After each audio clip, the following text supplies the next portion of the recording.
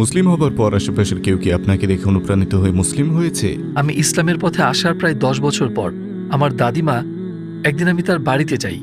তো তিনি তখন খানিকটা ডিমেনশিয়া সহ তার মৃত্যু হয়েছে। তো তিনি আস্তে আস্তে তার দৃঢ়তা হারাচ্ছিলেন, শিশুর মতো হয়ে যাচ্ছিলেন, এবং তার মধ্যে শিশুসুলভ পবিত্রতা ছিল। এবং একদিন আমি তার বাড়িতে যাই, আমি তাকে দেখতে যাই, যেমনটা আমরা সবসময় আমার বাবার পরিবার এবং ভাইদের সহ সেখানে দেখতে যেতাম। তিনি খুব গভীরভাবে আমাকে দেখছিলেন এবং তিনি আমাকে এরকম কিছু একটা বললেন, উপরতলায় তুমি যে কাজটা করো সেটা আমিও তোমার সাথে করতে চাই। আমি ভাবলাম আমি যে কাজটা করি উপরতলায় গিয়ে কিসের কথা বলছেন উনি। আমি বুঝতে পারলাম যখন আমরা অনেকটা সময় সেখানে কাটাতাম এবং তখন একটা সালাতের সময় হয়ে আসতো, আমি অনুমতি নিয়ে জোহর বা আসর পড়তে উপরতলায় চলে যেতাম। তিনি সেটা লক্ষ্য করেছেন এবং দেখেছেন সেখানে যাওয়ার সময় ও ফিরে আসার সময় আমার মুখের ভাব কেমন থাকে।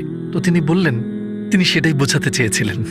আমি বললাম, আপনি নামাজ পড়তে চান? তিনি বললেন, হ্যাঁ হ্যাঁ সেটা। তো আমি বললাম,